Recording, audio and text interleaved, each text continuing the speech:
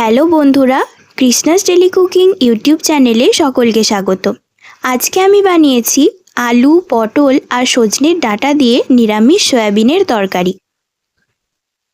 সয়াবিনের তরকারি বানানোর জন্য সবার প্রথমে ওভেনে একটি মাঝারি মাপের বাটি বসিয়ে তাতে জল গরম করতে দিয়ে দিলাম।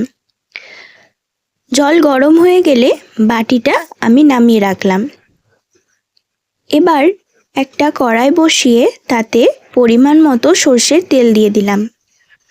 তেল গরম হলে সয়াবিনগুলো আমি তেলের মধ্যে দিয়ে দিলাম। সয়াবিনগুলো ভালোভাবে নেড়ে নিয়ে ভেজে নিচ্ছি। সয়াবিন ভাজা হয়ে গেছে, এবার গরম জলে দিয়ে কিছুক্ষণ ঢাকা দিয়ে রাখলাম। এবার আমি সবজিগুলোকে কেটে নেব। সবার প্রথমে আমি আলু কেটে নিচ্ছি। আলুগুলোর খোসা ভালোভাবে ছাড়িয়ে নিলাম। এবার আলুগুলোকে এভাবে 4 টুকরো করে কেটে নিচ্ছি। আলু কাটা হয়ে গেছে, এবার আমি পটল কেটে নেব। পটল কাটার আগে এভাবে খোসা ছাড়িয়ে নিচ্ছি। পটলের খোসা ছাড়ানো হয়ে গেছে, এবার পটলগুলোকেও এভাবে গোল গোল করে কেটে নিলাম। সমস্ত পটলগুলোই আমি একইভাবে কেটে নেব। এখানে আমার পটল কাটা হয়ে গেছে। এবার পটলগুলোকে ভালোভাবে ধুয়ে নেব। পটলগুলোকে ভালোভাবে ধুয়ে জল থেকে তুলে নিলাম।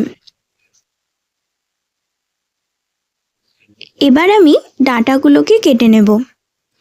ডাঁটাগুলোরও এভাবে খোসা ছাড়িয়ে ডাঁটাগুলোকে ছোট ছোট করে কেটে নিচ্ছি। এখানে আমার সমস্ত ডাঁটা কাটা হয়ে গেছে। এবার ভালোভাবে জলে ধুয়ে নিলাম। এবার আমি আলুগুলোকে ধুয়ে নিচ্ছি। এখানে আমার ডাঁটা, আলু আর পটল ভালোভাবে ধোয়া হয়ে গেছে। এখানে আমি মশলার জন্য নিয়েছি আদা, চন্দনী আর শুকনো লঙ্কা। এবার মশলাটা আমি বেটে নেব। আদা, চন্দনী আর শুকনো লঙ্কা একসাথে বেটে নিচ্ছি। মশলা বাটা হয়ে গেছে, এবার আমি মশলা তুলে নিলাম। এবার কড়াইয়ে পরিমাণ মতো সর্ষের তেল দিয়ে দিলাম। তেল গরম হলে কেটে রাখা পটল দিয়ে দিলাম। পটলগুলোকে ভালোভাবে উল্টে পাল্টে নেড়ে নিয়ে ভেজে নিচ্ছি। পটল কিছুটা ভাজা হয়ে এসেছে, আরও কিছুক্ষণ ভেজে নেব। এবার পটলগুলো ভালোভাবে লাল লাল করে ভাজা হয়ে গেছে, এবার আমি তুলে নিচ্ছি। পটল ভাজা হয়ে গেছে, এবার ওই তেলে আমি সজনের ডাঁটাগুলো দিয়ে দিলাম। ডাঁটাগুলোও ভালোভাবে নেড়ে কিছুক্ষণ ভেজে নিচ্ছি। ডাঁটাও ভাজা হয়ে গেছে, এবার আমি তুলে নিলাম। এবার ওই তেলে 5 ফোড়ন দিয়ে দিলাম আর একটা তেজপাতা দিয়ে দিলাম আর 3টে কাঁচা লঙ্কা দিয়ে ভালোভাবে ভেজে নিলাম। এবার কেটে রাখা আলুগুলো তেলের মধ্যে দিয়ে দিলাম। আলুগুলো দিয়েও ভালোভাবে নেড়ে নিয়ে ভেজে নিচ্ছি। আলু ভালোভাবে ভাজা হয়ে গেছে, এবার আমি বেটে রাখা মশলা দিয়ে দিলাম আর পরিমাণ মতো জল দিয়ে দিলাম। কেটে রাখা টমেটো দিয়ে দিলাম।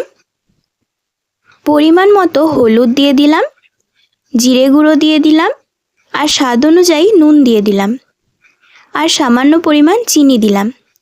এবার ভালোভাবে নেড়ে নিচ্ছি। বেশ কিছুক্ষণ নেড়ে নিলাম। এবার কিছুক্ষণ ঢাকা দিয়ে রাখবো। কিছুক্ষণ পর ঢাকা খুলে আবারও ভালোভাবে নেড়ে নেব। মশলা বেশ কিছুটা কষা হয়ে এসেছে। এবার মশলা ভালোভাবে কষা হয়ে গেছে, ভেজে নিয়ে জলের মধ্যে দেয়া সয়াবিন আমি দিয়ে দিলাম। এবার ভালোভাবে নেড়ে নিলাম। বেশ কিছুক্ষণ ভালোভাবে নেড়ে নিলাম যাতে মশলা জলের সঙ্গে মিশে যায়। এবার ঝোল ফুটতে শুরু করলে ভেজে রাখা পটল আর সজনের ডাঁটা দিয়ে দিলাম। আবারও ভালোভাবে নেড়ে নিলাম। এবার কিছুক্ষণ ঢাকা দিয়ে রাখবো। সমস্ত সবজি সেদ্ধ হয়ে গেছে, এবার বেটে রাখা গরম মশলা আর ঘি দিয়ে দিলাম। আবারও ভালোভাবে নেড়ে নিলাম। বেশ কিছুক্ষণ ভালোভাবে নেড়ে নিলাম যাতে ঘি আর গরম মশলা ঝোলের সঙ্গে মিশে যায়। এবার ঢাকা দিয়ে গ্যাস বন্ধ করে দিলাম। এখানে আমার আলু, পটল আর সজনের ডাঁটা দিয়ে নিরামিষ সয়াবিনের তরকারি রান্না করা হয়ে গেছে। এভাবে নিরামিষ সয়াবিনের তরকারি রান্না করার ভিডিওটি আপনাদের কেমন লেগেছে তা কমেন্টে জানাবেন। ভিডিওটি যদি ভালো লাগে তাহলে অবশ্যই একটি লাইক করবেন, চ্যানেলটি সাবস্ক্রাইব করবেন আর ভিডিওটি দেখার জন্য ধন্যবাদ।